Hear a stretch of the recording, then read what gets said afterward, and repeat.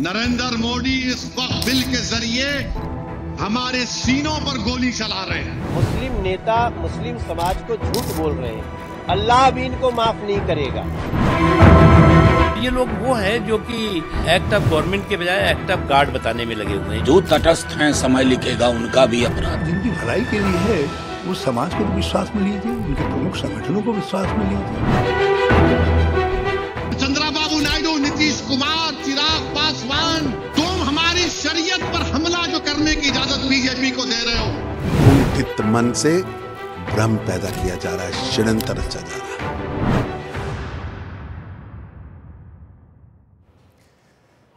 नमस्कार, NDTV India देख रहे हैं आप। मैं हूं आपके साथ रंजीत। शाम के 6 बज रहे हैं, वक्त मुकाबला का है।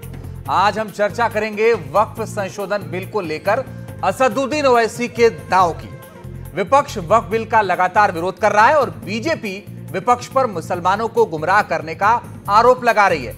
विपक्ष के विरोध के बीच एआईएमआईएम के अध्यक्ष असदुद्दीन ओवैसी ने एक नया दांव चला है।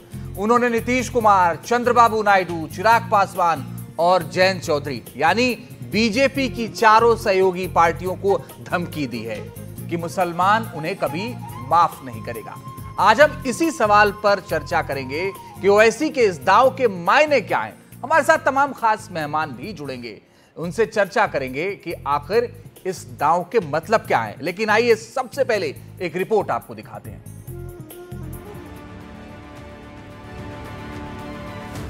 नरेंद्र मोदी इस वक्त बिल के जरिए हमारे सीनों पर गोली चला रहे हैं, हमारे सीने पर गोली चला रहे हैं, हमारे ईमान पर गोली चला रहे हैं, हमारे मस्जिदों पर गोली चला रहे हैं, हमारे दरगाहों और खानकाहों पर गोली चला रहे हैं।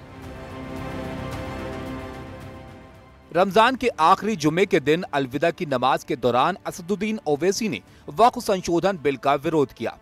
काली पट्टी बांधकर एक्शन से भी और सरकार पर जुबानी गोलीबारी से भी। ओवैसी ने वक्फ कानून में संशोधन वाले बिल पर नया एंगल भी दिया। सिखों की गुरुद्वारा की जमीन पर अगर कोई 12 साल से काबिज है, ईसाइयों के गिरजा घर की जमीन पर कोई 12 साल से काबिज है, तो वो मालिक नहीं बनता। मेरे अल्लाह के नाम पर दी हुई जमीन पर अगर कोई 12 साल से काबिज है तो मोदी कह रहे हैं कि अल्लाह मालिक नहीं होगा, वो काबिज मालिक हो जाएगा। वो लोग जो है कम्युनल कुएं में कॉन्स्पिरेसी के काकरोच के जरिए समाज में बिखराव और टकराव और कम्युनल टेंशन पैदा करने की कोशिश में लगे हुए हैं। और ये लोग वो हैं जो कि जो वक्फ एक्ट है उसको एक्ट ऑफ गवर्नमेंट के बजाय एक्ट ऑफ गार्ड बताने में लगे हुए हैं, जुटे हुए हैं। ओवैसी ने मोदी सरकार को घेरने के बाद नया दांव भी चला। उन क्षेत्रीय पार्टियों को भी डराया जो बीजेपी के सहयोगी हैं और जिनके लिए मुसलमान वोटर मायने रखते हैं। चंद्रबाबू नायडू, नीतीश कुमार, चिराग पासवान और जयंत चौधरी, याद रखो, हम कभी भी तुम्हारी इस चीज को माफ नहीं करेंगे। तुम हमारी शरीयत पर हमला जो करने की इजाजत बीजेपी को दे रहे हो। अगर ये चार बोल दे कि बिल नहीं लाना चाहिए तो बिल नहीं आएगा, मगर तुम बीजेपी को इजाजत दे रहे हो हमारी मस्जिदों को वक्फ को खत्म करने का, उनकी तायीद करके। इन चारों नेताओं ने जो अपना स्टेटमेंट दिया वो ये कहा है कि वक्फ संपत्तियों की सुरक्षा भी जरूरी है और किसी का जो पूजा पद्धति का अधिकार वो समाप्त नहीं हो, ये भी जरूरी है। उन्होंने सही बात कही है जिसका हम समर्थन करते हैं और आदरणीय ओवैसी के स्टेटमेंट की हम पूर्ण रूप से घोर निंदा करते हैं। ओवैसी मुसलमान वोट की सियासत में माहिर हैं। उन्हें अच्छी तरह पता है कि कौन सा दांव किसको फायदा पहुंचाएगा। शायद यही वजह है कि उन्होंने चंद्रबाबू नायडू से लेकर जयंत चौधरी और नीतीश कुमार से लेकर चिराग तक को लपेटा। गुनहगार चंद्रबाबू भी होंगे, हमने साथ काम किया, नीतीश कुमार भी होंगे। वो जो कहा जाता था ना, जो तटस्थ हैं समय लिखेगा उनका भी अपराध, ये तो तटस्थ भी नहीं है, पक्षकार आप हो गए। अपराध लिखने में कोई परेशानी नहीं। वक्फ बिल पे लगातार मुस्लिम नेता मुस्लिम समाज को झूठ बोल रहे हैं। ये बहुत बड़ा पाप कर रहे हैं। अल्लाह भी इनको माफ नहीं करेगा। कल ये लोगों ने नमाज अदा करने वालों को भी काली पट्टी बांधी। सही मायने में ये काली पट्टी मुस्लिम नेता मुस्लिम समाज की आंखों पे बांध रहे हैं। बिहार में चुनाव है और आपको याद होगा कि कुछ दिनों पहले all India personal law board ने पटना में जो विरोध प्रदर्शन किया था उसमें तेजस्वी और लालू भी शामिल हुए थे। तानाशाही जिस प्रकार से सरकार चला रही है, देश को तोड़ने का काम कर रही है, लोकतंत्र को खत्म करने का प्रयास किया जा रहा है, संविधान को खत्म करने का कोशिश किया जा रहा है। हम लोग संविधान के मानने वाले लोग हैं, गंगा जमुनी तहजीब को मानने वाले लोग हैं। वक्फ में बुराई क्या है ये कोई बता दे। वक्फ बिल में तो यही है कि भाई आपको कंप्यूटर पर रजिस्टर करना है। पहले से जो चीजें चली आ रही हैं वो वैसे ही चलती रहेंगी। जो नई संपत्ति कोई वक्फ करना चाहेगा उसको रजिस्ट्री करना होगा। आज के जमाने में एक प्रधानमंत्री आवास योजना भी बनता है तो आपको जमीन का कागज बनाना पड़ता है। वक्फ संशोधन बिल का लगातार विरोध हो रहा है। कल मुस्लिम पर्सनल लॉ बोर्ड ने काली पट्टी बांधकर नमाज अदा करने की अपील की थी, तो आज विजयवाड़ा में प्रदर्शन है। कांग्रेस समेत विपक्ष की ज्यादातर पार्टियां संशोधन का विरोध कर रही हैं। जिनके कल्याण के लिए तुम इस कानून को ला रहे हो, पहले भी वक्फ एक्ट में संशोधन किए गए हैं, इस संशोधन आवश्यक समझते हो तो जिनकी भलाई के लिए है उस समाज को तो विश्वास में लीजिए, उनके प्रमुख संगठनों को विश्वास में लीजिए। आपने तो किसी पर आप तो थोप रहे हैं। आपने जीपीसी में भी जो विपक्ष के सदस्य थे उनकी राय को नहीं माना। वक्फ की प्रॉपर्टियों पर कुछ मुस्लिम व कांग्रेसी नेताओं द्वारा नाजायज कब्जे किए गए। आज वो कब्जा और लुटेरा गैंग घबराहट में है, हताशा में है, निराशा में है। इसलिए कुंठित मन से भ्रम पैदा किया जा रहा है, षड्यंत्र रचा जा रहा है। हम लोग खुद पहले से जो वक्फ संशोधन बिल लाया जा रहा है उसकी मुखालफत में है और सड़क से लेकर सदन तक उसकी मुखालफत कर रहे हैं। अभी तो अमेंडेड बिल भी नहीं आया है। अमेंडेड बिल लोकसभा में आएगा और सरकार ने बार बार कहा कि हम एक बेहतर वक्फ के लिए बिल ला रहे हैं जिससे कि गरीब, पसमानदा, आम बच्चों को, खवातीन, महिलाओं को फायदा हो। उस फायदे के लिए ला रहे हैं। वक्फ संशोधन बिल पर जेपीसी ने अपनी रिपोर्ट सौंप दी है, लेकिन संसद में बिल के पेश होने का इंतजार है। गृह मंत्री अमित शाह ने एक इंटरव्यू में कहा है कि इसी सत्र में बिल पेश होगा। 4 दिन बाकी हैं। देखने वाली बात होगी कि बिल आता है या नहीं। Bureau report, NDTV India. और आइए उस सवाल आपके सामने रखते हैं जिन पर आज हम चर्चा करेंगे। सवाल है, असदुद्दीन ओवैसी बीजेपी के सहयोगियों को क्यों डरा रहे हैं? साथ ही आज का हमारा दूसरा सवाल, क्या नीतीश और चंद्रबाबू नायडू वक्फ संशोधन बिल का विरोध करेंगे?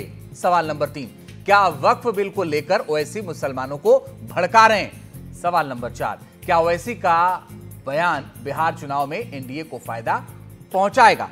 और इसी पर बात करने के लिए मेरे साथ खास मेहमान जुड़ गए, उनसे आपका परिचय करवा दें। मेरे साथ वारिस पठान साहब जुड़ गए, प्रवक्ता हैं एआईएमआईएम के। प्रशांत रैकवार जुड़ गए हैं, प्रवक्ता कांग्रेस। डॉक्टर आशुतोष वर्मा, प्रवक्ता समाजवादी पार्टी। प्रियंका भारती, प्रवक्ता आरजेडी। शाजिया इल्मी जुड़ रही हैं, प्रवक्ता भारतीय जनता पार्टी। अजय कुमार मेरे साथ जुड़ रहे हैं, प्रवक्ता एलजेपी। डॉक्टर संजय कुमार मेरे साथ जुड़ रहे हैं, राजनीतिक विश्लेषक। सबका बहुत स्वागत है आप सभी का। शाजिया, ऐसा लगता है कि असदुद्दीन ओवैसी ने चिराग पासवान का नाम लेकर, इसके अलावा जेडीयू का नाम लेकर, टीडीपी का नाम लेकर, आरएलडी का नाम लेकर फंसा दिया बीजेपी को। मुझे लगता है अगर वो किसी को फंसा रहे हैं तो वो आम मुसलमानों को फंसा रहे हैं। और देखिए कि रमजान के ऐसे मौके में किस तरह की सियासत, बजाय कि वो बात करें इबादत की, वो सिर्फ मुसलमानों के खिलाफ काम कर रहे हैं। और ये भी उनके लिए सिर्फ मजहब का इस्तेमाल कर रहे हैं और बाकायदा झूठ बोल रहे हैं। कह रहे हैं कि आपकी मस्जिद छीनी जाएगी, आपके दरगाह छीने जाएंगे, आपके कब्रिस्तान ले लिए जाएंगे। ये नहीं बताना चाह रहे हैं कि हर एक वक्फ बोर्ड में अब तक किसी भी स्टेट का हो, सेंटर का हो, कितना भ्रष्टाचार हुआ है। तो मुझे बहुत अफसोस के साथ ये कहना पड़ रहा है कि ऐसे पाक महीने में भी, रमजान में, आप देखिए कि किस तरह की बातें हो रही हैं और गरीब मुसलमानों को बरगला कर, गुमराह करके, ठीक जैसे ही आपने सीए में देखा था, सीए में, शाहीन बाग में, ऐसा बिल जिसका लेना देना मुसलमानों से था नहीं, भारत के मुसलमानों से, इन्होंने कितना झूठ बोला। दरअसल यही है आम मुसलमानों के दुश्मन और अपनी गलीज राजनीति के लिए ये किसी भी हद तक उतर सकते हैं, ये साफ जाहिर है। और मैं तो सुन रही थी मनोज झा की बात, गुनाह गुनाह गुनाह गुनाह तो आप कर रहे हैं भाई। क्या होता जा रहा है वक्त में, आप बताइए। 9 लाख एकड़ जमीन है वक्फ की। आपने कितने कॉलेज, कितने यूनिवर्सिटीज, कितने स्कूल, बेवाओं के लिए रहने की कितनी जगहें, शेल्टर होम्स, क्या किया आपने? ठीक है, मैं इस पर जवाब ले लेता हूं शाजिया जी वारिस पठान से। उसका मतलब है इंसाफ। क्या किया आपने? वारिस पठान साहब, पाक महीने में झूठ बोल रहे हैं आप लोग। गुनाह वो कर रहे हैं, गुनहगार वो हैं। देखिए सर, लोकसभा में बीजेपी की पास मेजोरिटी नहीं है। बीजेपी को ये वक्फ अमेंडमेंट बिल पास कराने के लिए चंद्रबाबू नायडू, नीतीश कुमार, जयंत चौधरी और चिराग पासवान का समर्थन लेना बहुत जरूरी है। और अगर इन लोगों ने बीजेपी को समर्थन दिया ये वक्फ बिल को पास करने के लिए, तो यकीन मानिए देश का मुसलमान इनको जिंदगी भर माफ नहीं करेगा। क्योंकि ये वक्फ अमेंडमेंट जो बिल ये लाना असंवैधानिक है, गैर कानूनी है। 14, 25, 26, 29 का ग्रेव वायलेशन है ये आर्टिकल का। नहीं, आप ठीक है, बोर्ड है, कुछ चीजों के पूरे कहीं पर भी वारिस आवाज आ रही है आपको? हाँ आ रही, ऑडियो में थोड़ी सी दिक्कत आ रही है वारिस पठान, अगर क्लियर हो जाए तो आप बोलिए। आ रही है अभी फिलहाल तो आ रही है, बोलिए। अभी आ रही है ना आवाज? देखिए सर, मैं ये बोल रहा था, मैं ट्रैवलिंग कर रहा हूँ ना, इसकी वजह से थोड़ा डिफिकल्ट हो रहा है। आज गुरुद्वारा है, सिख बोर्ड है, हिंदू है, कोई नॉन मुस्लिम देखेगा नहीं देखेगा, तो हमारे वक्फ की इसमें ही आपको नॉन मुस्लिम को क्यों डालना है? जो हमारे रिलीजन के अफेयर से वो तो हम देखेंगे ना। यानी आप और किसके इंचार्ज में डाल रहे हो? एसडीएम, कलेक्टर, अब क्या वो डिसाइड करेगा क्या हो रहा है? वो तो गवर्नमेंट के अंदर में काम करता है, पूरे देश में करता है डिसाइड। चले हमारी डिपार्टमेंट ऑफ लैंड बोल रहे हैं ना कि बीजेपी की नीयत में खोट है, बीजेपी की नीयत है हमारी वक्फ की जमीनों को हड़प करना। देखिए साहब, मैं बीच में नहीं बोला, तो इस तरह से बदतमीजी के हिसाब से कोई बीच में बोलेगा मुझे पसंद नहीं है। या तो शाजिया डिबेट में रहेगी या मैं रहूंगा। अरे बोल लीजिए, मैं नहीं चाहता, मैं किसी के मुंह नहीं लगता। बोल लीजिए आप, माफी मांगती हूँ कि मैंने बोला आपके बीच में, बोलिए आप। नहीं वारिस पठान साहब, वारिस पठान साहब, मेरा बड़ा सीधा सा सवाल था। आपने मुझे बताया कि आर्टिकल 14, 15, 26, 29 का उल्लंघन है, लेकिन मैंने आपसे सीधा सवाल ये पूछा था, शाजिया का आरोप ये था कि आप रमजान के पाक महीने में झूठ बोल रहे हैं, आप मुसलमानों को बरगला रहे हैं। देखिए साहब, हम रमजान के महीने में नहीं, आम दिनों में भी कभी झूठ नहीं बोलते।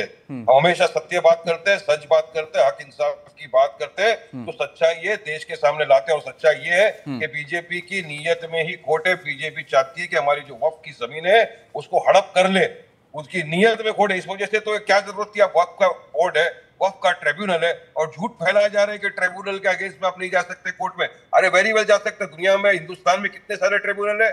आईटी का ट्रिब्यूनल है, दूसरे ट्रिब्यूनल के ऑर्डर के अगेंस्ट में आपको रिव्यू पिटीशन फाइल करने का अधिकार है हाई कोर्ट में। अगर आपको लगता है कि वक्फ में कोई धांधली कर रहा है, ट्रिब्यूनल ने बराबर ऑर्डर नहीं दिया, आप एग्रीव्ड हो, तो आप वही जाइए हाई कोर्ट में। किसने रोका आपको? मगर ये तो झूठ बयानी कर रहे हैं ना कि आप नहीं, इतना धोखेबाजी हो रही है, भू माफिया घुस गया।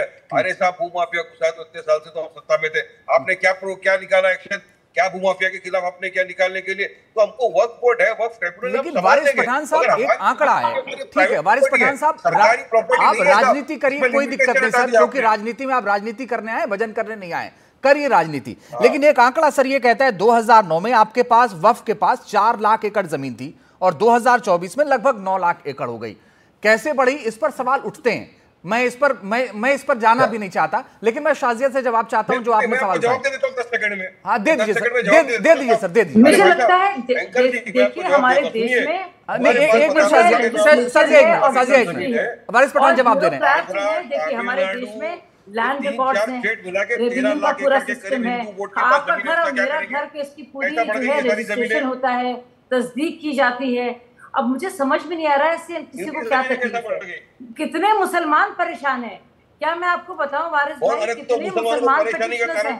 और आप ये जवाब बताइए, सबसे पहले तो आप ये बताइए कि वक्फ बोर्ड ने मुसलमानों के लिए क्या किया? जो भी है वो सबसे अमीर है, उनमें से कितने पसमानदा हैं, कितने गरीब हैं, तो आप उसको इस्तेमाल कर रहे हैं, और आप बार-बार अल्लाह की दुआ दे रहे हैं, मस्जिद की दुआ दे रहे हैं मुसलमानों को लाने के लिए। आप ना कीजिए, मुसलमानों के साथ ना कीजिए। देखिए आपने बहुत खिलवाड़ किया है, उनके मजहबी जज्बात के साथ खिलवाड़ किया, ना कीजिए। और क्यों नहीं डीएम देख सकता है रिकॉर्ड्स को? ऐसा क्या सुरखाब पेपर लगे हैं? क्या दिक्कत है?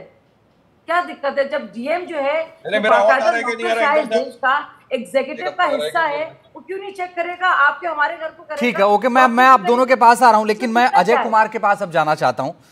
अजय कुमार, ऐसा नहीं लगता कि क्या होगा आगे, क्योंकि उन्होंने कहा मुसलमान माफ नहीं करेगा। कौन सा मुसलमान जो रमजान के महीने में पाकिस्तान में ट्रेन हाईजैक करके 400 लोगों को कत्लेआम करता है, या भारत का सच्चा मुसलमान जो भारत के लिए भारत की सीमा पे अपना लहू देता है? कौन सा मुसलमान जो यहाँ साजिया इल्मी को बोलने से रोकता है, माँ बहनों को गालियां निकालता है और कहता है इस देश की पुलिस हटा लो 24 घंटे तो मैं बताऊंगा?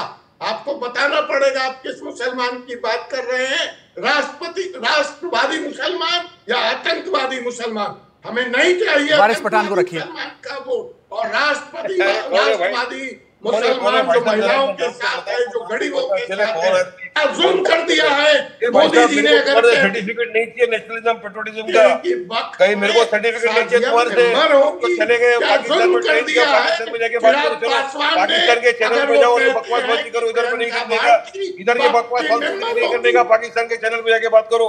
मैं भारत देश में बैठा हूँ, भारत की बात करता हूँ, और पाकिस्तान में ट्रेन का क्या वो तुमको पाकिस्तान जाओ, बैठने का बात नहीं करने का। महीने में आग लगा रहे हैं, क्या जुल्म कर दिया? 24 घंटे नहीं बोला था, बीजेपी वालों ने बोला था 3 मिनट के लिए पुलिस हटा तो बता देंगे। जरा बराबर स्टडी करके आओ, किधर से आ गए क्या मालूम है आपको?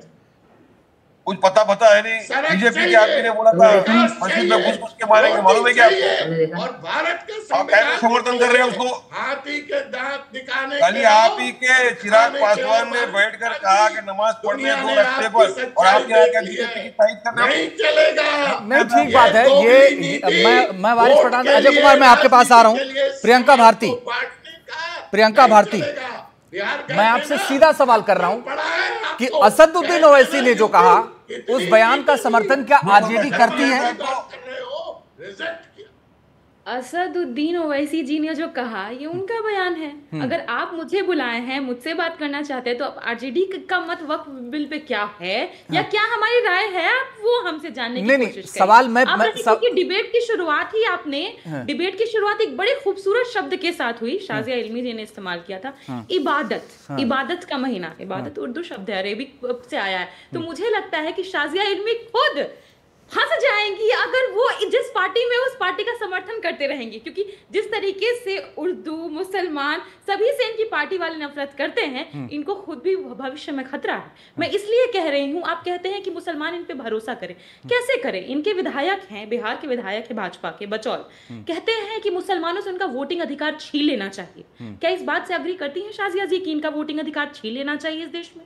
वो फिर कहते हैं कि जब देखिए मेरी पार्टी का किसी को बाहर निकलना नहीं चाहिए, मुसलमानों को पार्टी ने घर में बंद रहना चाहिए। क्या उससे अग्री करती हैं शाजिया जी? तब खुद ये घर में बंद रहती हैं, जब त्योहार होते हैं तो ये इनके विधायक के बोल हैं। शाजिया जी जिस समय आप बोल रही थी मैंने कुछ नहीं कहा, मुसलमानों के लिए घर जब आप बोल रही थी मैंने कुछ नहीं कहा, मैंने आपको चुपचाप सुना, मैंने आपको चुपचाप सुना। अरे थोड़ी तो कीजिएगा सुनने की, सुन लीजिए मैडम, मेरी पार्टी आपकी पार्टी की तरह नहीं है। थोड़ा पेशेंस मैडम, जॉब्स कितना बड़ा थोड़ा पेशेंस तो आपको रखना पड़ेगा।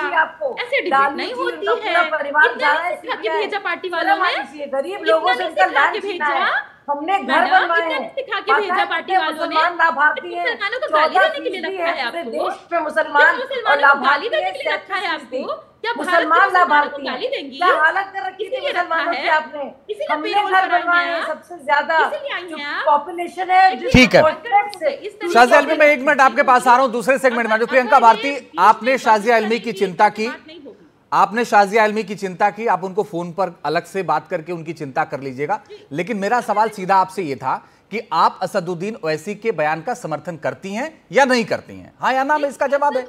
असदुद्दीन जी के प्रवक्ता यहाँ मौजूद है एएमआईएम के, आप उनसे सवाल कर सकते हैं। नहीं भाई, आरजेडी का क्या रोल है, आरजेडी का रुख क्या है? बता रही हूँ क्योंकि आपने तेजस्वी जी का भाषण चलाया यहाँ पर। तेजस्वी जी कह रहे थे बिल्कुल कि हम गंगा जमुनी तहजीब, हमने तो सारी पार्टियों का जो पक्ष था वो रखा है, हमारा काम यही है। सांप्रदायिक ताकतों से हमेशा लड़ते आए हैं तो हम वही लड़ते रहेंगे।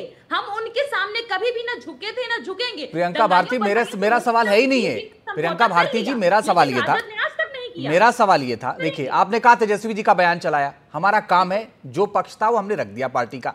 मेरा सवाल आपसे ये है, मैं ये आपसे जानना चाहता हूं, असदुद्दीन ओवैसी ने जो कहा बिहार में इलेक्शन है तो उसका समर्थन आप करती हैं या उसका विरोध करती हैं? कुछ तो स्टैंड होगा आरजेडी का ना। देखिए, बिहार में इलेक्शन है तो बिहार में इलेक्शन लड़ने के लिए महागठबंधन की एक टीम पूरी तैयार है। आपको पता है हमारा कोalition है, अच्छी बात है, लड़िए। तैयार है और हम वक्फ बिल के एजेंडे पर बिहार में चुनाव में नहीं जा रहे हैं। नहीं, मैं तो कह ही नहीं रहा हूं, मैं तो ये कह रहा हूं आपका कोई तो स्टैंड होगा ना। देश को, मैं तो कह रही हूँ ना, मैं अपना स्टैंड बता रही हूँ। बताइए। देश को बेरोजगारी से मुक्ति मिले, देश को गरीबी से मुक्ति मिले, बलात्कार से मुक्ति मिले, जिस तरीके का माहौल इन्हें भाई ये पार्टी और रैली का भाषण नहीं चल रहा है मैडम माफ करिए, पार्टी और रैली का भाषण नहीं है ये, मैं तो सीधा सवाल कर रहा हूं।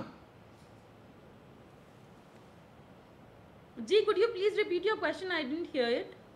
मैं आता हूं आपके पास, आशुतोष वर्मा जी, ये बवाल क्यों है?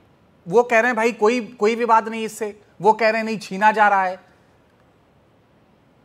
जी पहले सर्वप्रथम तो हम समाजवादी पार्टी की तरफ से इस वक्त बिल संशोधन 2024 का हम विरोध करते हैं और इस पूरे सिस्टम को समझने की जरूरत है कि क्या इस संशोधन को भारतीय जनता पार्टी बिना जेपीसी के भी पास कर सकती थी।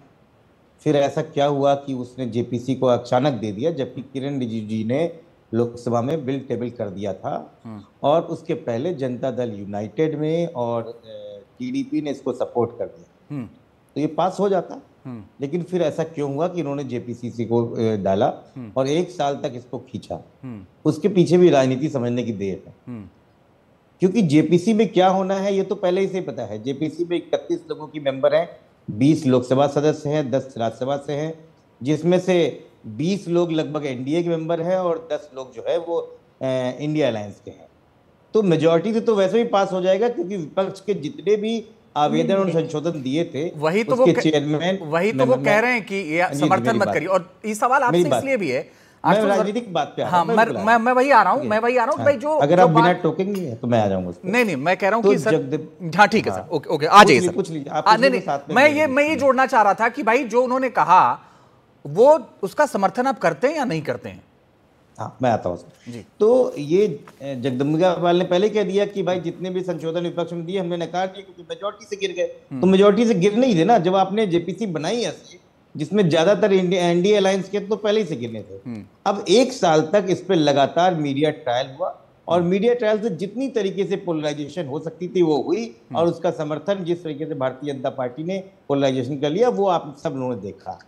आज ये बात बिल्कुल सही है कि जेडीयू और टीडीपी की जो स्थिति तब थी अब क्या वो बदल जाएगी? ऐसा कौन सा हृदय परिवर्तन हो गया है? मुझे नहीं लगता है। लेकिन ये बात जरूर ध्यान में रखना होगा कि तेलुगु देशम पार्टी या जनता दल यूनाइटेड जो सेकुलर के नाम से जिस सेकुलर राजनीति से आए थे उनके ऊपर एक सवालिया निशान है, क्योंकि वक्फ बिल में ऐसे कई मैं ये जानना चाहता हूं आशुतोष वर्मा जी, मैं ये जानना चाहता हूं कि क्या इस बयान पर अखिलेश यादव या आपकी पार्टी असदुद्दीन ओवैसी के साथ है या नहीं है? नहीं, देखिए असदुद्दीन ओवैसी के साथ समाजवादी पार्टी नहीं हो सकती। हाँ। हमारा इंडिपेंडेंट पार्टी है, हमारी देश की पार्टी है, हमारा रुख बहुत साफ है। बहुत कुछ साफ कर दिया आपने। साफ है कि देखिए सर आपने उत्तर प्रदेश में साफ कर दिया और प्रियंका जी ने बिहार में साफ कर दिया। बिल्कुल सर। अब जी मेरा वक्तव्य ले लीजिए। बिल्कुल सर, बोल दीजिए फिर। समाजवादी पार्टी इस बात को मानती है कि जितनी भी सेकुलर पार्टीज उसको खड़े होकर इस वक्फ बिल संशोधन को अपोज करना चाहिए, क्योंकि इसमें तमाम ऐसी गैर जरूरती चीज हैं जो समाज को पोलराइजेशन करती हैं और कहीं ना कहीं ये भारतीय जनता पार्टी को अपने व्यापारी मित्रों को कौड़ियों के दाम जमीन बेचने का एक नई चाल है जिसके तहत ये पूरा संशोधन राज्यसभा और लोकसभा में डाला जा रहा है। ठीक है सर, ओके ठीक है। वारिस पठान जी, मैं 1 मिनट आ रहा हूँ मैम, मैं 1 मिनट आ रहा हूँ। वारिस पठान जी, भाई आपके ऊपर आरोप लगा रहा बरगलाने का, झूठ बोलने का, ये सारी चीजें। मैं प्रियंका जी बस 1 मिनट दे दीजिएगा। आप अभी ये एलजेपी के जो नेता हैं वो भी इस बात कह रहे थे कि आप किसकी बात कर रहे हैं, किसको बरगला रहे हैं? देखिए साहब, मैं इनको जवाब देना चाहूंगा। All India Muslim personal law board जो है वो तो एक इंडिपेंडेंट ऑर्गेनाइजेशन है। उसने एक सर्वे के लिए वेबसाइट निकाला था कि जिसको वक्फ के इस बिल से आपत्ति या ऑब्जेक्शन है वो दायर करे। यकीन मानिए करोड़ों के हिसाब से लोगों ने उसमें ऑब्जेक्शन डाला, करोड़ों के हिसाब से। मतलब ऐसा है कि देश का कोई भी मुसलमान ये वक्फ संशोधन बिल का समर्थन नहीं करता। जब नहीं करता तो मोदी जी को लाने की क्या जरूरत है? फिर क्यों आप बताना चाह रहे हो कि हम तो वक्फ की हिफाजत के लिए ला रहे हैं? अरे नहीं सर, वक्फ की हिफाजत के लिए नहीं, वक्फ को बर्बाद करने के लिए ला रहे हैं। आप मुसलमानों से, हमसे हमारी मस्जिद, मदरसे, हमारे कब्रिस्तान सब छीनने के लिए बिल को ला रहे हैं, जिसमें हमारे बेवा और यतीमों का अधिकार है, वो आप हमसे छीनने की कोशिश कर रहे हैं। जल्दी से जवाब दीजिए, फिर मैं बाकी लोग पास जाऊं।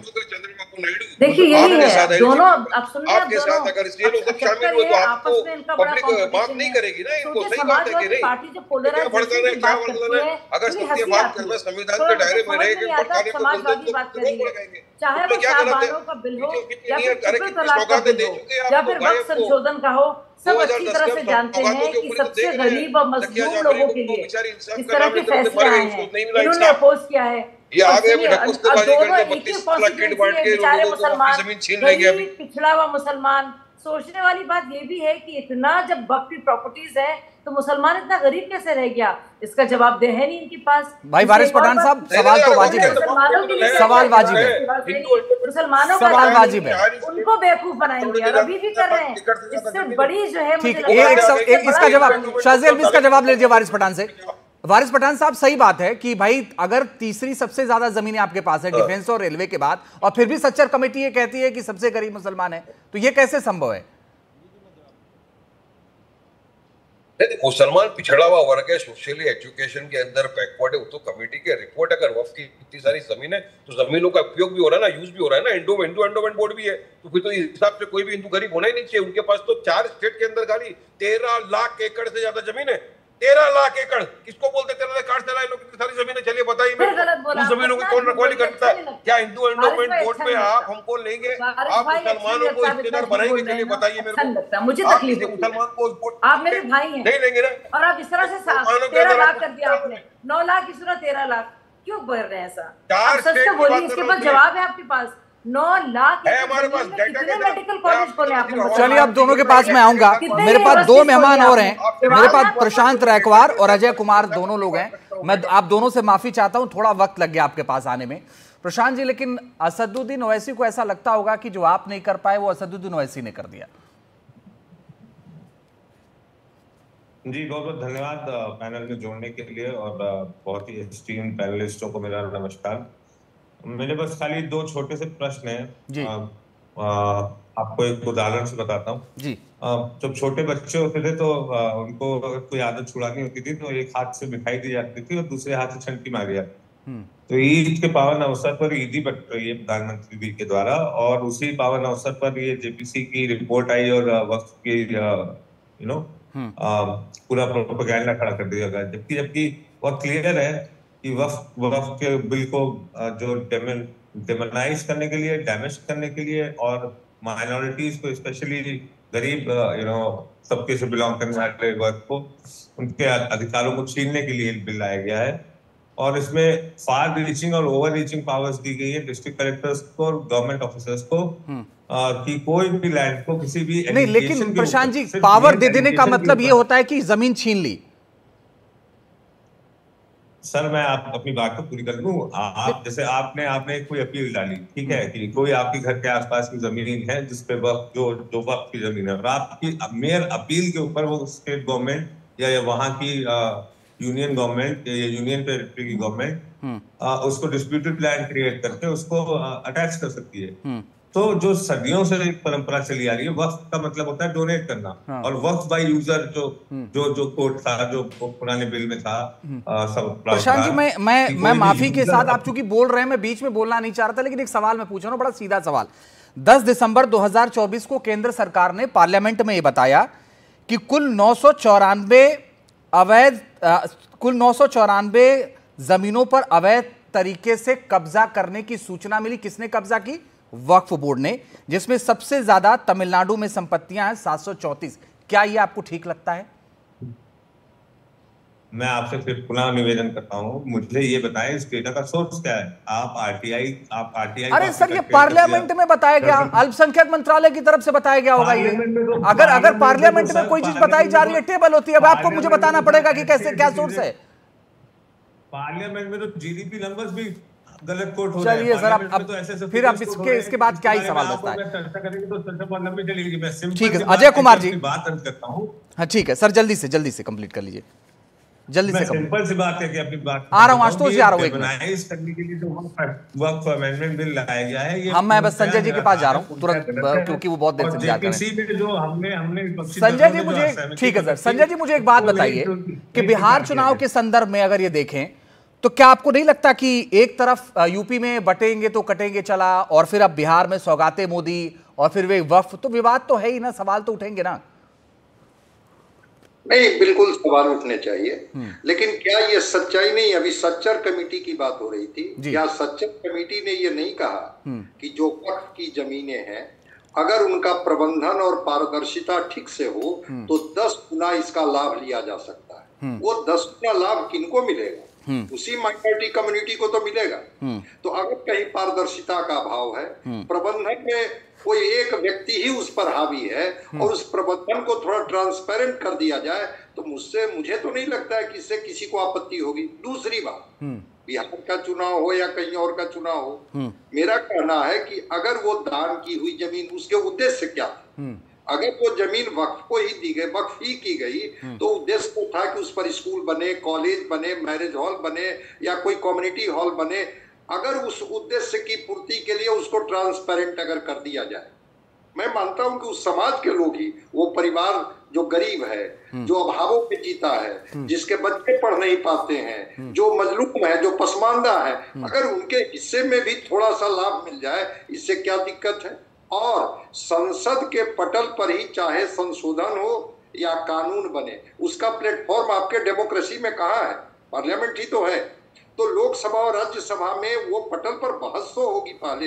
हाँ, जो आपत्तियां हैं, जिन आपत्तियों को लेकर के देश स्तर पर आंदोलन को अलग अलग धार। संजय जी, मेरा बड़ा सीधा सा सवाल है कि बिहार में जेडीयू का समीकरण बगैर मुसलमान वोट के नहीं बन सकता। अरे ठीक है, नहीं बन सकता, लेकिन आज तो ललन सिंह, जो राजीव रंजन सिंह जो केंद्रीय मंत्रिमंडल में शामिल हैं, आज जब एयरपोर्ट पर ही उनसे पूछा गया कि वक्फ बिल पर जो ये समर्थन और विरोध में आपकी राय क्या है, तो उन्होंने कहा कि ये तो कानून है और कानून पर बहस होगी संसद में कि इस कानून की क्या, जब कानून आएगा तो इससे किसका नुकसान होगा, किसका भला होगा, हम लोग संसद में इस पर बहस करेंगे, और बहस करेंगे तो पूरे ईमानदारी के साथ, ठीक है सर, पूरे कॉन्फिडेंस के साथ हम अपनी बात को रखेंगे वहां। ठीक है, प्रियंका भारती जी को और शाइजा जी को रखिए। प्रियंका भारती, आप कुछ बोलना चाह रही थी? उस वक्त मैंने कहा था कि बाकी लोग बोल लें, फिर आप बोल लीजिएगा, बोलिए। जी अंजीत जी, क्योंकि पूरे डिबेट में जो सबसे ज्यादा चर्चा का विषय बना रहा वो है जमीनें, जमीनों का इशू, की इतना ज्यादा जमीन है। मेरा सवाल ये है कि पिछले साल ही 563 भाजपा कार्यालय खुल गया और 768 खुलना है, वो कहाँ से खुल रहा है, कहाँ से वो जमीनें आ रही हैं, इसकी भी पारदर्शिता देश के सामने हो। और जमीन की बात है, ट्रांसपेरेंसी की बात है, तो फिर हम तो लगातार मुद्दा उठा रहे हैं कि जातिगत जनगणना करवाइए, उसमें देखने में हमको ये भी मिल जाएगा किसके पास कितना जमीन है, कौन भूमिहीन है, कौन डी पे काम कर रहा है, किसके पास घर तक नहीं है। आप क्लियर करवा दीजिए ना, देश में जातिगत जनगणना करवा दीजिए। और मिनट भर में शाजिया इल्मी जी और लोजपा के प्रवक्ता तुरंत में मुसलमानों को राष्ट्रद्रोही और राष्ट्र प्रेमी का तमगा देते हैं। मैं पूछना चाहूंगी, अडवाणी जी जब पाकिस्तान जाकर के जिन्ना के मजार पर चादर चढ़ा करके बोले थे कि जिन्ना से ज्यादा सेक्युलर नेता कोई नहीं है, तो वो कौन हुए? अडवाणी जी राष्ट्र प्रेमी हुए या राष्ट्रद्रोही हुए? जब मैं जवाब दे दूं, शाजिया बिल्कुल जवाब दीजिए। वो राष्ट्र प्रेमी, देखिए अब मैं जवाब दे दूं तो मौजूद नहीं पता। नहीं, जवाब दीजिए, बिल्कुल दीजिए। इन्फॉर्मेशन मिलेगी तो हमारे प्रधानमंत्री के आधार पर अगर वो चले गए, किसी को पता नहीं चला, तो राष्ट्र पार्टी जो है लैंड छीनती है, गरीबों से जमीन छीनती है नौकरियों के लिए, इसलिए सीबीआई के चक्कर लगाने पड़ रहे हैं। वो बात कर रही है जमीन से, वो आप बात कर रही है जमीन से। आपको पता तो है नहीं प्रियंका जी, आपको पता, आपको मुखालफत करनी है, मुखालफत करने के लिए दरअसल आपको शर्म आनी चाहिए। आप उस पार्टी को रिप्रेजेंट कर रही हैं जिसमें बाकायदा आपके नेता छीनते गरीबों की जमीन और नौकरी देने के लिए बहुत ही शर्मनाक की बात है। तो आई आपको थी, इस तरह के चाय चक्कर में बेचकर आना ही जमीन नहीं लाए चाहिए। थे। सबसे पहले मैं आपको चाय बता दूं, बेचकर जमीन और लाए दूसरी थे। जरूरी जमीन बात, लाए अब कहाँ दुनिया भर की बातें कर रही है, कहाँ से क्या आप जमीन लाए? तार्किक तौर पर इस दुनिया डिबेट भर में की हार बातें गई है? करिएगा क्या आप, कुछ मौजूद धमकियां और देने विषय में से भाग रही एक्सपर्ट है? हैं आप। क्या वजह है? देश के क्या बाउंड्री मुसलमानों पा को रही है? गद्दार दुनिया बोलिएगा, भर की इधर उधर की बात कर गले रही है, लगाइएगा। क्यों ऐसी क्या वजह है ये बताइए है आप? आपका राष्ट्र प्रेम। आप बताइए, जाना था ये आपका जापान राष्ट्र पहुंच प्रेम। गए चीन, नहीं क्यों ऐसा कर रही है? जिन्ना क्योंकि के आपके पास लोगों जवाब को नहीं गले है, लगाने क्योंकि वाले आपके लोग पास हमारे जवाब नहीं देश है के कि मुसलमानों के मुस्लिम खिलाफ petitioners विष्णा हैं, उगलें। कितने मुसलमानों का बार-बार फायदा चेता हुआ रही है, हूँ, ये आप नहीं बता बार-बार पा चेता रही रही हैं। हूँ। क्यों सारे हमारे के देश सारे के मुसलमानों को बोर्ड पर गाली मत जिनकी दीजिए। जकड़ मुझे बनी पता हुई है है वो पैसे अमीर मिलते हैं, हैं गाली देने के। अशराफ मुझे हैं, पता है, आपको खूब पैसा अरसाल मिलता नहीं है है। कि आप देश के नहीं, मुसलमानों को इसका गाली जवाब है दीजिए। नहीं आपके पास। ये ठीक नहीं कास्ट है। की बात कर रही है, ये आपको ठीक पता है नहीं है। मुसलमानों में कास्ट सिस्टम सरकार होता है, बदलेगी, आपको पता देश है हिसाब पसमानदा करेगा। मुसलमान कितने हैं? शाहज़िया, मेरा एक सवाल आपसे, मैं इस तरह से दो तीन लोग बोलेंगे तो चर्चा हो नहीं पाएगी। शाहज़िया, मेरा एक सवाल है, बड़ा सीधा सा सवाल है। अगर किसी इस देश के किसी मुस्लिम को लगता है कि जमीन छीन लेगा वक्फ बोर्ड का जो नया बिल है, उसको लेकर के सरकार की जिम्मेदारी है उनको बताए, उनको समझाए भाई ऐसा नहीं होने जा रहा है, और अगर आप नहीं समझा पा रहे हैं तो ये आपकी नाकामी है। आपको याद है सीए में क्या हुआ था? मुसलमानों से कुछ लेना देना नहीं था भारत के, लेकिन उन्होंने पूरा इतना बड़ा प्रोपेगेंडा किया। ठीक उसी तरह से झूठ के तहत, इसीलिए मुझे तकलीफ होती है, मैं गुस्सा होती हूँ कि झूठ बोलकर बाकायदा कहकर कि तुम्हारी मस्जिदें ले ली जाएंगी, तो ये बेवकूफ बनाना हुआ। सबसे ज्यादा ज्यादती ये दल कर रहे हैं बिकॉज इनकी जमीन खिसक रही है। ठीक है, ओके। पॉलिटिकल जमीन भी आशुतोष वर्मा और अजय कुमार जी को रखिए। आशुतोष वर्मा जी बोलिए सर। देखिए अजीत जी, मैं भारतीय जनता पार्टी में और अजय कुमार जी से जो लोग इसका सपोर्ट कर रहे हैं उनसे बार बार एक चीज को सुन रहा हूँ, सच्चर कमेटी की बात कर रहे हैं। हाँ, अजय कुमार जी को भी रखिएगा। हाँ, हमारे देश में पिछले 10 सालों में भारतीय जनता पार्टी ने कितनी बार सच्चर कमेटी के बारे में बात करी और कितनी बार वहां पे मुस्लिम समुदाय को लेके बात करी? शायद कभी भी नहीं। लेकिन जब अक्टूबर 2024 में ये बिल पेश हुआ तो किरण रिजिजू ने बार बार सच्चर कमेटी की बात करी, लेकिन वो आज भी हकीकत से दूर है कि सच्चर कमेटी साथ में और क्या क्या कहती है। वो सुविधाजनक पॉइंट्स लेके लोकसभा में आते हैं। सच्चर कमेटी कहती है कि न केवल निजी हाथों के द्वारा बल्कि सरकारी और कई सरकारें एवं केंद्र सरकारों ने वक्फ की जमीनों को जबरदस्ती अधिग्रहण कर रखा है और कई केसों में उन्होंने प्राइवेट कंपनियों को बिना वक्फ के सहमति को लीज पे दे रखा है। ये कौन सा कानून था? और क्या नए संशोधन कानून में इसकी कोई इसका वो रिवायत है कि नहीं है? बिल्कुल नहीं है।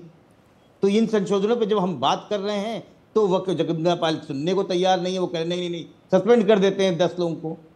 कहाँ यहाँ परेशानी है? आगे मैं एक सवाल और करता हूँ। दूसरा सवाल है, एक सवाल बहुत महिलाओं सशक्तिकरण की बात करेंगे, क्योंकि शाजिया अलमी भारतीय जनता पार्टी की महिला यहाँ पर बैठी हुई है। मैं उनसे कहूंगा, ये बहुत अच्छा लगा कि महिलाओं के समर्थन के लिए इस बिल में बोला गया कि इस वक्फ बोर्ड में 2 महिलाओं का होगा समावेश हुआ और साथ में 2 अन्य धर्मों का होगा।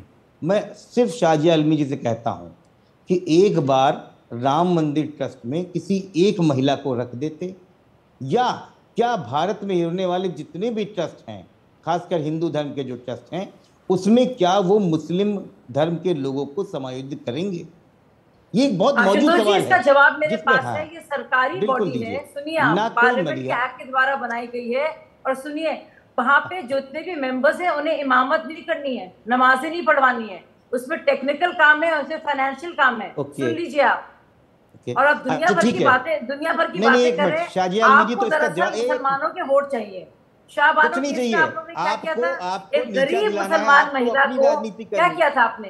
एक 80 साल की बुजुर्ग महिला को 400 रुपए महीने के नाम मेरे सवालों का जवाब इस्लाम खतरे में आ जाएगा। दरअसल all India Muslim personal law board जो है वो आपके वोट कलेक्टर का काम करता है। आप मेरे सवाल का जवाब दीजिए कि राम मंदिर ट्रस्ट में आपने किसी भी महिला को क्यों नहीं रखा? और जब मैं आपसे सवाल नहीं रह सकती थी, मुसलमानों के लिए क्या किया गया? महिला इतनी अच्छी नहीं थी और क्यों ना हम लोग हिंदू भाइयों बहनों के साथ रहते हैं? अगर 2 महिलाएं आ गई, इस बात का सवाल तो आपको नरेंद्र मोदी से पूछना पड़ेगा। क्या वो नमाजें पढ़ा रही हैं? कि चंपत राय से अच्छी वहाँ पर महिलाएं नहीं थी? क्या वो इमामत कर रही है? वो कमेटी का हिस्सा है। चलिए सर, शायद हम डिबेट से इधर उधर चले जाएंगे, तो अभी हम ना जाएं।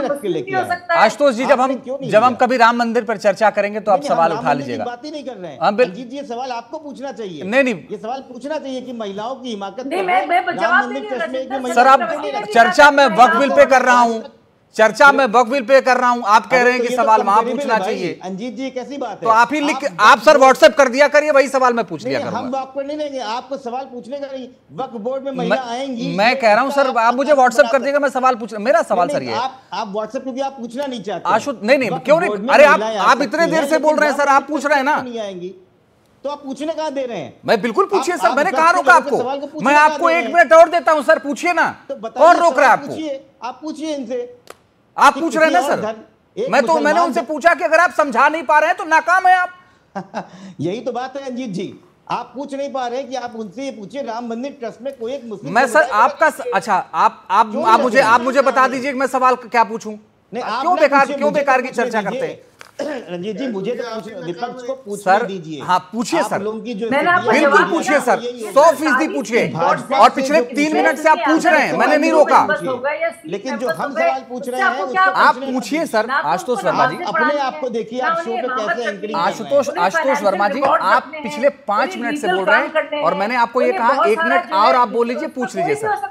आप बीच में बोल रहे हैं ना, मैं नहीं बोल रहा हूँ सर, समझ में नहीं आ रहा है कि इसमें क्या, मैं नहीं बोलूंगा सर, आप पूछ लीजिए। आपको आपत्ति है, जवाब दीजिए, आप ऐसा क्या काम आप कर रहे हैं? जवाब दीजिए ना, क्या ऐसा चल रहा है कि आप चाहते नहीं है, आप चाहते मुसलमान को राम मंदिर देश की नौकरशाही से मौजूद हो, डिपार्टमेंट के रिकॉर्ड्स हो, डिजिटाइज हो, मुस्लिम पिटिशनर्स का फायदा ना हो, 2 गैर मुस्लिम ना हो, 2 महिलाएं ना हो।